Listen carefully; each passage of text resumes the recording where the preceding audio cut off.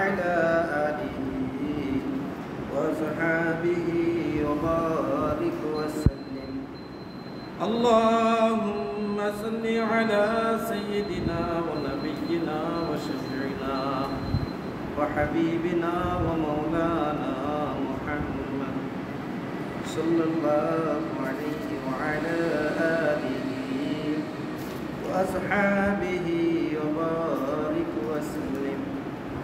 اللهم صل على سيدنا ونبينا وشفيعنا وحبيبنا ومولانا محمد صلى الله عليه وعلى آله وأصحابه وبارك وسلم. الحمد لله. আল্লাহ তাআলার দরবারে অগণিত শুকরিয়া যে মহান রব্বুল আলামিন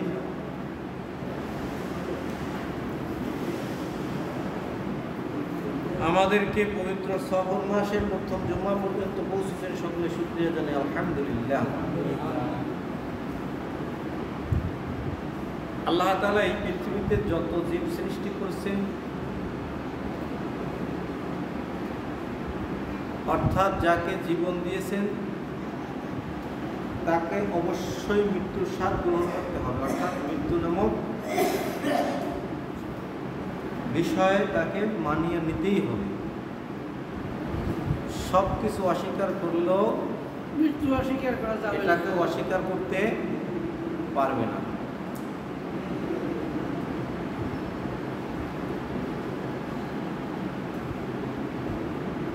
অথচ আল্লাহ পাক রব্বুল আলামিন ইমানদারদের বলছেন, তোমরা মুসলমান না হইয়ে মরো। মৃত্যু আল্লাহর হাতে, কিন্তু আল্লাহ কি বলতেছে? মুসলমান না হইয়া। এই পৃথিবীর মানুষ বিভিন্ন প্রকার অপরাধের সাথে লিপ্ত, ছোট হোক বড় হোক, বিভিন্ন অপরাধে লিপ্ত। অপরাধ কেন করে? তার যদি মৃত্যুর ভয় থাকতো তাহলে অপরাধ সে করতো না। মৃত্যুর ভয় থাকলে অপরাধ করতো না। আল্লাহ পাক রব্বুল আলামিন মৃত্যু সম্পর্কে কোরআনের মধ্যে বলেন, সূরা মায়েদার ৭৮ নম্বর আয়াত, সূরা নিসার ৭৮ নম্বর আয়াত, ৫ নম্বর কোরআন শরীফের ৫ নম্বর পারা ৯ নম্বর পৃষ্ঠা, হিফজ কোরআন শরীফ। এখানে আল্লাহ পাক রব্বুল আলামিন বলেন, আইনামা তাকুনু ইউদরিকুমুল মাউত, তোমরা যেখানেই থাকো না কেন মৃত্যু তোমাদের নাগাল পাইবেই, অর্থাৎ মরতে তোমাকে হবেই। ওয়ালাউ কুনতুম ফি বুরুজিন মুশাইয়াদা, যদি তোমরা লোহা দ্বারা দুর্গ বানাইয়া তার ভিতরে থাকো, তাহলেও সেখানে কি মৃত্যুর আজরাইল দুসি। আপু কথা বললো না?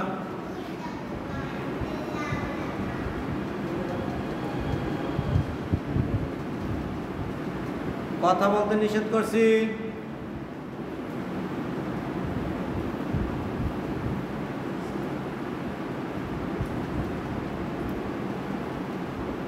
এরপর আল্লাহ পাক রব্বুল আলামিন বলেন,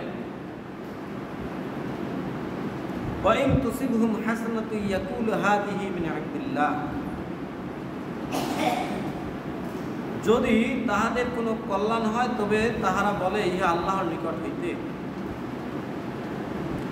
ওয়া ইন তুসিবহুম সাইয়্যাতু ইয়াকুলু হাযিহি মিন ইনদিক, আর যদি তাহাদের কোনো অকল্যাণ হয় তবে তাহারা বলে ইহা তোমার নিকট হইতে।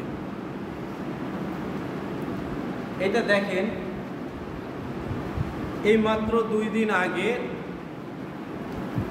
একটা পোস্ট দেখলাম, বাংলাদেশের যারা সুশীল বা বুদ্ধিজীবী বলে পরিচিত, এরা বলতেছে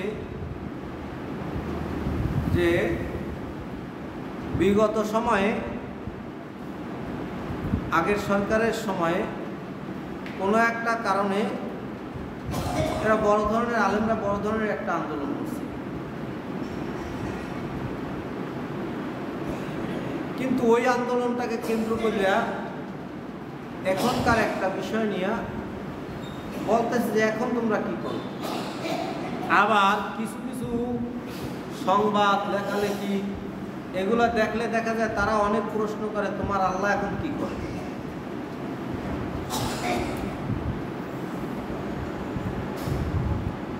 আমাদের সমাজেও দেখা যায় যখন একটা ভালো কাজ মানে তার মন মতো একটা কাজ হয়ে যায়, ভালো হোক খারাপ হোক, তখন বলে কি আল্লাহর ইচ্ছা এটা হয়ে গেছে, আল্লাহর রহমতে এটা হয়ে গেছে। কিন্তু ঘটনাচক্রে যদি কোনো খারাপ কিছু হয় তাহলেই বলে কি যে অমুকের কারণে এইটা হয়েছে, অমুকে যদি না কই তাহলে আর এইটা হইতো না, অমুকের বুদ্ধি না লইলে এইটা হইতো না। এই কোরআনের এই কথাটার তাৎপর্য এরকমই, কেননা ওই সময়ের ঘটনা।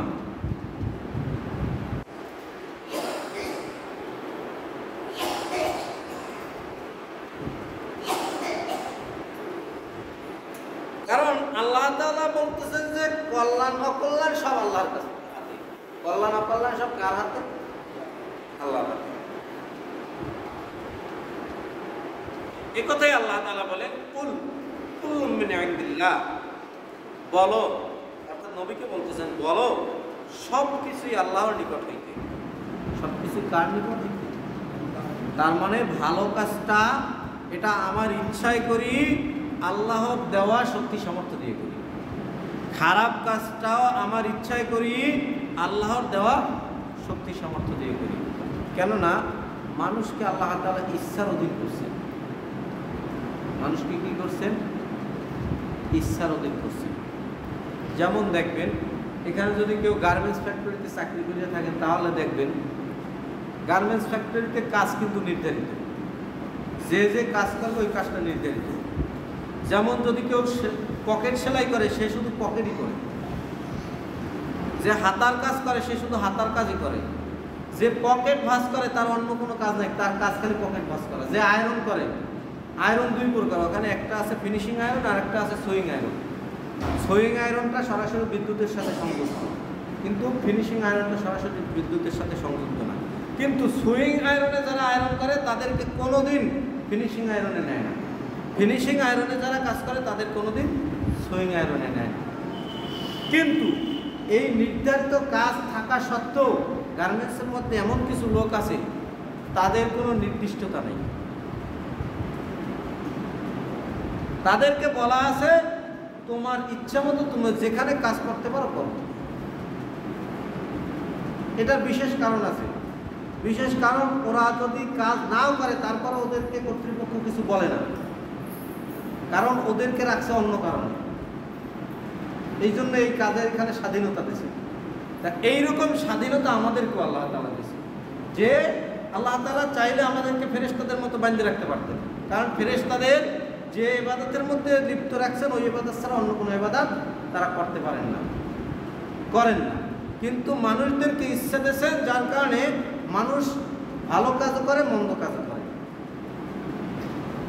আর ফেরেশতাদেরকে ফেরেশতারা যখন মানুষ সম্পর্কে তাদের অবহেলিতা ছিল তখন এই কারণে ফেরেশতা দুইজন ফেরেশতাকে আল্লাহ তাআলা দুনিয়ায় পাঠাইছিলেন ইচ্ছা দিয়া। কি দিয়া?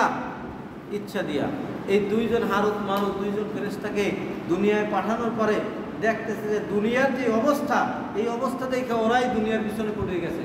অর্থাৎ এক মহিলার কথা আসছে যে ওই মহিলার প্রেমে ওরাই পাগল হয়ে গেছে। তার মানে এই দুনিয়ায় মানুষ সৃষ্টি করছে আল্লাহ তাআলা কিসের ইচ্ছায়? মানুষ নিজের ইচ্ছায় সব কিছু করতে পারবে, কিন্তু করার তৌফিক দেবে কে? আল্লাহ তাআলা। করার তৌফিক দেবে কে? আল্লাহ তাআলা। আপনারা সবাই ইউসুফের ঘটনা জানেন, ইউসুফ জুলেখার ঘটনা শোনেন, জানেন, শুনছেন না?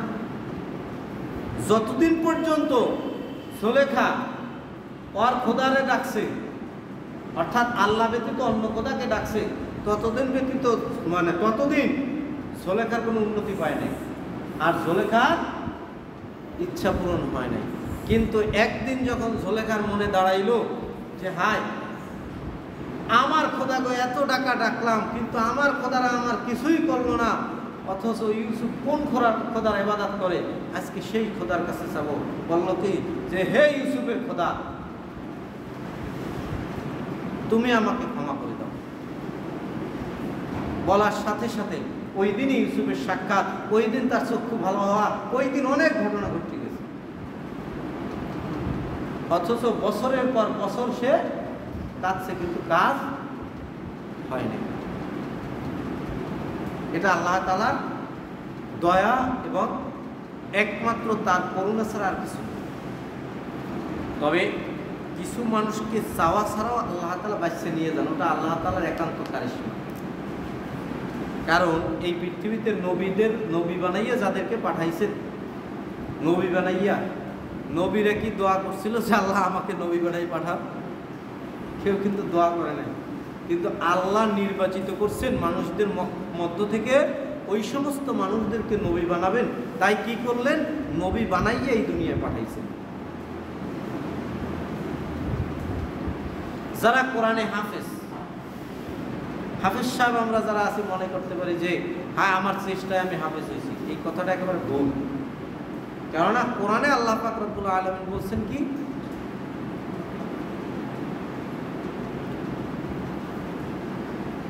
যে আল্লাহ তাআলা মানুষদের অন্তরে কোরআনকে একত্রিত করে দেন। সূরা কিয়ামার মধ্যে আল্লাহ পাক রব্বুল আলামিন বলেছেন কোরআনকে আল্লাহ তাআলা অন্তরে দেন কে? আল্লাহ তাআলা। তাহলে কোরআনকে যদি আল্লাহ তাআলা দেন অন্তরে, তাহলে কি এটা আমার নিজের ইচ্ছা দ্বারা হয়েছে? ইচ্ছা দ্বারা কিন্তু হয় নাই। এটা আমি ইচ্ছা করছি, ইচ্ছা করার কারণে আল্লাহ তাআলা আমাদেরকে ওই পর্যন্ত পৌঁছে দিয়েছেন। আমার ইচ্ছাটা প্রবল থাকার কারণে আল্লাহ তাআলা কি করছেন? আমার ওই পর্যন্ত পৌঁছে দিয়েছেন, যাতে আমি সহজে কোরআনটা আয়ত্ত করতে পারি। এটা হলো সোজা কথা। এই জন্য বুখারী শরীফ এবং মুসলিম শরীফের প্রথম হাদিস ইন্নামাল আমালু বিন্নিয়াত, যে আমলের প্রতিদান নিয়তের উপর নির্ভরশীল। আমলের প্রতিদান কিসের উপর নির্ভরশীল? নিয়তের উপর। সহজ কথায় বাংলায় যদি বলি, কাজ তার নিয়তের উপর নির্ভর করে, কাজ তার নিয়তের উপর নির্ভর করে। নিয়ত কি জিনিস? আর নিয়ত ইরাদা করে না, অর্থাৎ নিয়ত হলোই সংকল্প বা ইচ্ছা করা। সোজা কথায় ইচ্ছা আপনার প্রবল হবে, আল্লাহ তাআলা আপনাকে ওই কাজে সফলতা দান করবে। এটা সহজ কথা। যে ওইখানে যে আমি যে বললাম যে আল্লাহ তাআলা কোরআনকে মানুষের অন্তরে দিয়ে দেন, এটা কোথায় আছে? এটা সূরা কিয়ামা 16-17 নম্বর আয়াতের মধ্যে আল্লাহ পাক বলেন, লা তুহাররিক বিহি লিসানাকা লিতা'জালা বিহি, হে নবী তাড়াতাড়ি এই কোরআনকে আয়ত্ত করার জন্য আপনি জিহ্বার সঙ্গে সঞ্চালন করিয়েন না। ইন্না আলাইনা জামাহু ওয়া কুরআনা, ইহা সংরক্ষণ ও পাঠ করাইবার দায়িত্ব আমার। তাহলে এই হাফেজদের অন্তরে যে কোরআন দিছে, এটা আল্লাহর কোরআনকে সংরক্ষণ করার জন্য। সহজ কথায় বুঝি, তাহলে কি আমাকে ইচ্ছা দ্বারা হয়ে গেছে? আমাদের ইচ্ছাটা প্রবল থাকার কারণে আল্লাহ তাআলা এই কাজে আমাদের সহযোগিতা করে সফলতা দান করছেন। এখন বলছেন না বলেন নাই? তা ওইখানে যে কথাটা আল্লাহ তাআলা বলছেন, মানে ওই যে এক শ্রেণীর মানুষরা বলে যখন একটা কাজ ভালোভাবে হয়ে যায় তখন বলে কি এটা আল্লাহর রহমতে হয়ে গেছে বা আল্লাহর ইচ্ছায় হয়ে গেছে, সমাধান করে হয়ে গেছে। কিন্তু যখনই ওই কাজটা তার ইচ্ছা মতো না হয়, তখন কয় অমুকের কথা না হলে এই কাজটা হইতো না, অমুকের কথা যদি না শুনতাম এই কাজটা হইতো না। এই জন্য আল্লাহ পরেই বলতেছেন, কুল কুল্লুম মিন ইনদিল্লাহ, বলো সবকিছুই তো আল্লাহর নিকট হইতে। সবকিছু কার নিকট হইতে? ইচ্ছাটা থাকে আমাদের, আর আল্লাহর দেওয়া শক্তি এবং সামর্থ্য দিয়ে আমি কাজটা সম্পূর্ণ করি। এটা সহজ কথা। এরপর বলতেছেন, ফামা লিহাউলাইল কওম লা ইয়াকাদুনা ইয়াফকাহুনা হাদিসা, এই সম্প্রদায়ের হইল কি যে ইহারা একেবারেই কোনো কথা বোঝে না। আমাদের সমাজে দেখবেন অনেক আলেম ওলামা, নামধারী আলেম ওলামাও আছে যাদের কাছে আল্লাহ তাআলার কথা বুঝে আসে না। দাওয়াউইশ বাংলা ইউটিউবে একটা চ্যানেল আছে, এর কিছু আলোচনা দেখলাম, ওখানে বেশিরভাগই নাস্তিকদের সাথে ডিবেট হয়, কিন্তু নাস্তিক যা সবই দেখি যে মুসলমান নামধারী। সব কোন নামধারী? বেশিরভাগই মুসলমান নামধারী। মুসলমানের ঘরে জন্ম নিয়া আর নাস্তিক হইতে গেলে কিন্তু প্রচুর পড়াশোনা করতে হয়। আর বেশিরভাগ নাস্তিক দেখবেন বাংলা বিভাগের না পড়াশোনা করে, বিশেষ করে বাংলা, শুধু বাংলা দেখবেন, খোঁজ নিয়ে দেখবেন বেশিরভাগ নাস্তিক শুধু বাংলা নিয়ে পড়াশোনা করছে। আর ধার্মিক দেখবেন বেশিরভাগ যারা ফিজিক্স নিয়ে, কেমিস্ট্রি নিয়ে লেখাপড়া করছে, এদের দেখবেন এদের মধ্যে বেশি ধার্মিক পাওয়া যায়। আমার কথাটা যারা জেনারেল শিক্ষিত আছেন মিলিয়ে নেবেন যে কথাটা কতটুকু সত্য। কেননা এরা ওইটা নিয়ে কাজ করতে করতে একসময় ওদের মেধা আল্লাহ খুলে দেয়। দেখা যায় কোনো কোনো বিধর্মীরা পর্যায়ক্রমে মুসলমান হয়ে গেছে এই কারণে। আর মুসলমান যারা, এদের মধ্যে আমি কোনো কোনো ব্যক্তিকে দেখছি, হয়তো আমার এই ক্ষুদ্র ভাষা আমি বিজ্ঞানী দেখি নাই, কিন্তু এই সমস্ত বিষয় নিয়ে যারা পড়াশোনা করছে এদের কিছু কিছু মানুষ দেখছি যে আসলে এরা আল্লাহ সম্পর্কে একটা বুঝ পাইয়ে যায়।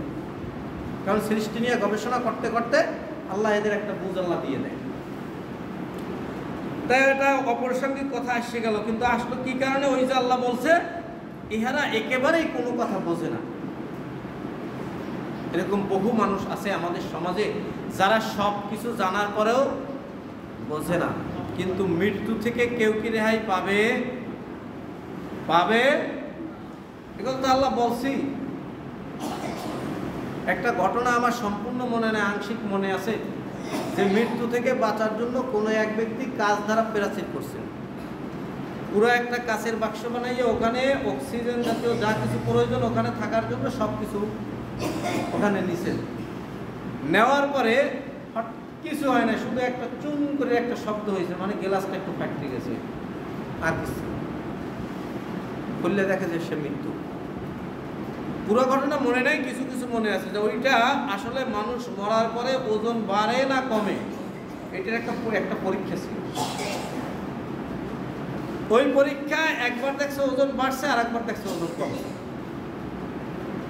যারা বিশেষ করে নেট ব্যবহার, ইন্টারনেট ব্যবহার করেন, এটা যদি বাংলা লিখে সার্চ দেন এই বিষয়ে দেখা যায় যে বাংলায় দেন, ইংরেজিতে দেন, পাওয়া যাবে। কারণ আমার পুরোপুরি ঘটনা মনে নেই, এজন্য বিস্তারিত বলতে পারলাম না। এরপর বর্তমান সময়ে কিছু কয়েক বছর, 2-3 বছর আগে হয়তো শোনা গেছে কি মৃত্যুর যন্ত্রণা কমানোর জন্য একটা মেশিন বানাইছে। আচ্ছা, ওইখানে মৃত্যুর যন্ত্রণা কমছে না বাড়ছে এটা কি এটা জানে? কোন ওইটা জানে তো যে মৃত্যুবরণ করছে সে জানে, আর কেউ জানে? তাহলে ওই যে মেশিনটা বানাইলো কি, এটা কিন্তু একটা ধোঁকা। কারণ এইটা এরাই আল্লাহ তাআলার কি বোঝে নাই। এই যে আল্লাহ তাআলা বলছেন যে ইহারা একেবারেই কোনো কথা বোঝে না, এইটাই বোঝে নাই। আর একটা কি বোঝে নাই, আমাদের দেশে কিছু নবী প্রেমিক আছে যারা রসুল যে মারা গেছেন এই কথাটা তারা মানেন না। মারা যাওয়া মানে সহজ কথায় আমরা বলি ইন্তেকাল করা। কি করা? ইন্তেকাল করা। আর এই ইন্তেকালের সহজ অর্থ হলো স্থান পরিবর্তন করা। সহজ অর্থ কি? স্থান পরিবর্তন করা। যত নবী, সমস্ত নবী তাদের কবরে জীবিত। তারা কি করেন? তারা সালাতরত অবস্থা, অর্থাৎ নামাজ পড়া অবস্থায়। সহজ কথায় বলতে যত নবী, শুধু আমাদের নবী না, যত নবী, সমস্ত নবী কবরে জীবিত। রাসূলের হাদিস ইসল্লুন, তারা কি অবস্থায় থাকেন? নামাজরত অবস্থায়। কি অবস্থায়? নামাজরত অবস্থায়। আর এক ধরনের কথা আল্লাহ তাআলা কোরআনে বলছেন যে যারা শহীদ হয় তারাও জীবিত থাকেন। আল্লাহ তাআলা কোরআনে বলেন যে তোমরা যেভাবে খাও তাদেরকে সেইভাবে খাওয়ানো। এখন কি খাওয়ান আল্লাহই ভালো জানে। যারা প্রকৃত শহীদ তাদেরকে কি বলছেন আল্লাহ তাআলা? তারা মরে নাই। তারা কি করে নাই? মরে নাই। তোমরা যেভাবে ভক্ষণ করো তাদেরকে সেইভাবে ভক্ষণ করানো হয়। সূরা বাকারার মধ্যেই আছে এই কথা। তাহলে দেখা যায় যে এই দুই শ্রেণীর সরাসরি কি বলা হয়েছে? এরা জীবিত। এরা কি? জীবিত। কিন্তু একটা জিনিস, ওই যে বললাম বেশি নবী প্রেমিক, এরা মানে না। কি মানে না? যে নবী মারা গেছেন। অথচ কোরআনে আল্লাহ পাক রব্বুল আলামিন সূরা মুমিনুনের মধ্যে বলেন 15 নম্বর 16 নম্বর আয়াত, সুম্মা ইন্নাকুম বা'দা যালিকা লামাইয়িতুন, ইহার পর ইন্নাকুম তোমরা, এর দ্বারা বহু বচন বলা হয়েছে, তোমরা অবশ্যই মরিবে। সুম্মা ইন্নাকুম ইয়াউমাল কিয়ামাতি তুবআসুন, অথবা কিয়ামতের দিন অবশ্যই তোমাদেরকে উত্থিত করা হবে। তাহলে এই কথা কাকে বলছে? কোরআনকে আমার আপনার কাছে আসছে না নবীর কাছে আসছে? তাহলে কথাটা কারে কইছে? আল্লাহ তাআলা। তার নবী কি মরছে না মরে নাই? হ্যাঁ, নবী মরছে, কিন্তু সে কি কবরে জীবিত? কবরে জীবিত। কেউ যদি বলে নবী মরে নাই, তাহলে এই কোরআনের আয়াত মিথ্যা হবে। সোজা কথায় বলছেন। এরপর কি বলছে? অথবা কিয়ামতের দিন অবশ্যই তোমাদের উত্থিত করা হবে। যারা এই অপরাধের সাথে, বিভিন্ন প্রকার অপরাধের সাথে যুক্ত, আপনারা মনে করছেন কি আমাদেরকে কিয়ামতের দিন উঠাবে না? হ্যাঁ, আপনি মৃত্যু দিয়ে পালাইতে পারবেন? একথা আল্লাহ কইই দিয়েছে। কি কইছে? ওয়ালা কুনতুম ফি বুরুজিম মুশাইয়াদা। ওই যে প্রথম যে আয়াতটা পড়লাম সূরা নিসার 78 নম্বর আয়াত, ওখানে কি বলছে? তোমরা যদি সুদীর্ঘ প্রাচীর নির্মাণ করো, লোহা ধারা, যার ভিতর কিছু প্রবেশ করানো যায় না, সেখানেও তোমার কি হবে? মৃত্যু হবেই। তাহলে মৃত্যু থেকে বাঁচতে পারবেন? কেউ বাঁচতে পারবেন? মৃত্যু থেকে যদি বাঁচতে না পারেন, তাহলে যেইগুলোকে আল্লাহ তাআলা অপরাধ বলছেন সেইগুলো আপনি কেন করেন? অপরাধ কি আল্লাহ তাআলার দৃষ্টিতে? দৃষ্টি বললাম অনেকে মাইন্ড করতে পারে, সহজ কথায় দৃষ্টি, এই দৃষ্টি বলতে আমরা যেই রকম চোখে দেখি ওই রকম না, ওটা আল্লাহ তাআলাই ভালো জানেন আল্লাহ তাআলার দৃষ্টি কেমন। কিন্তু সোজা কথা এভাবে বলতে পারি, আল্লাহ তাআলার নির্দেশ বা আদেশ। আল্লাহ তাআলার আদেশ হলো 5 ওয়াক্ত সালাত পড়া। তার মানে 5 ওয়াক্ত সালাত না পড়াটাই হলো আল্লাহ তাআলার দৃষ্টিতে কি? অপরাধ। সহজ কথায় বলছেন না, বোঝেন নাই? আল্লাহ তাআলার আদেশ হলো পর্দা করা। আল্লাহ তাআলার আদেশ কি? পর্দা করা। পর্দা না করাটাই হলো অপরাধ। আল্লাহ তাআলার আদেশ যাকাত দেওয়ার মতো অর্থ যদি তার হয়, তাহলে যাকাত প্রদান করা। যাকাত না দেওয়াটাই অপরাধ। আল্লাহ তাআলার আদেশ হলো হালাল ভক্ষণ করা, তার মানে হারাম যদি কেউ খায় সেটা কি? অপরাধ। আল্লাহ তাআলার আদেশ হলো তোমরা চুরি করবে না, চুরি করাটা কি? অপরাধ। আল্লাহ তাআলার আদেশ হলো সুদ খাবে না, তার মানে সুদ খাওয়াটা কি? অপরাধ। আল্লাহ তাআলার আদেশ হলো ঘুষ খাবে না, তার মানে ঘুষ খাওয়াটা কি? অপরাধ। আল্লাহ তাআলার আদেশ হলো যার হক তাকে দিয়ে দাও, তার মানে কারো হক নিজের কাছে রেখে দাও, এটা কি? অপরাধ। এই অপরাধে অধিকাংশ মানুষ জড়িত, অধিকাংশ মানুষ। আর একটা অপরাধে জড়িত, সেইটা কি? সেইটা হলো সমাজের মানুষ হজ করে না অর্থ থাকা সত্ত্বেও, অথচ এই হজের ব্যাপারে আল্লাহর কঠিন কথা, আল্লাহ রসুলের, যে হজ করার সামর্থ্য থাকার পরেও হজ করে না, সে ইহুদি হইয়া মরুক আর খ্রিস্টান হইয়া মরুক, তাতে আল্লাহ তাআলা এবং আল্লাহ তাআলা রসুলের কিছু আসে যায় না। তার মানে ওই আপনি আমি মুসলমান দাবি করতে পারি, বড় নামাজি হইতে পারি, কিন্তু আমার দায়িত্ব আল্লাহও নেয় না আর আল্লাহ রসুলও নেয় না। এইরকমভাবে আল্লাহর হুকুম ইবাদতের পরে সবচেয়ে যে বড় কাজ, সেটা হলো পিতামাতার খেদমত করা সামর্থ্য অনুযায়ী। সামর্থ্য না থাকলে তো সম্ভব না। সামর্থ্য অনুযায়ী কি করা? পিতামাতার খেদমত করা। তার মানে পিতামাতার অবাধ্য হওয়াটা কি? সবাই কয় না, এইবার কয় না। পিতামাতার অবাধ্য হওয়াটা কি? অপরাধ। তা যেহেতু সমস্ত অপরাধ, সহজ কথায় আমরা বলি কি, একটা সওয়াব আর একটা বলি পাপ, দুই ধরনের কাজ বলি না। সওয়াবের কাজগুলো বাচ্চা বাচ্চা করাটাই হলো আমাদের কাজ, আর পাপের কাজগুলো বাচ্চা বাচ্চা ওইগুলো থেকে বিরত থাকাটাই আমাদের কাজ। সহজ কথায় বুঝছি, যদি এই কাজগুলো আমরা মান্য চলতে পারি, তাহলে আল্লাহ তাআলা আমাদের জন্য যে নিয়ামত ঘোষণা করছেন জান্নাত, ওই নিয়ামত আমরা পাবো। জান্নাতের যেই সমস্ত নাজ নিয়ামত আমরা সব পাবো। সহজ কথায় বুঝি না, বুঝি নাই? মৃত্যু থেকে কিন্তু কেউ বাঁচতে পারবেন না। আমি কথা বলতেছি, একটা কথার শুরু থেকেই আমি মারা যেতে পারি, অর্থাৎ কথা বলার চেষ্টাটাও আমার না হইতে পারে, এই মাথা পর্যন্ত আমি না যাইতে পারি। মৃত্যুর গ্যারান্টি কারোর কাছে নেই, আছে নাকি কারোর কাছে? কারো কাছে নেই। সুতরাং আল্লাহ তাআলার দৃষ্টিতে যেই সমস্ত অপরাধ, ওই অপরাধগুলো বেঁচে থাকবে, আমরা মানে অপরাধ থেকে বেঁচে থাকতে পারি, সেই তৌফিক আল্লাহ তাআলা দান করুন। এবং আল্লাহ তাআলার যেই সমস্ত আমর অর্থাৎ আদেশ আছে সরাসরি করার জন্য, সেই কাজগুলো আমরা করতে পারি, সেই তৌফিক দান করুন। আমিন। ওয়া আখিরু দাওয়ানা আলহামদুলিল্লাহি রাব্বিল আলামিন। যারা সুন্নাত পড়েন নাই সুন্নাত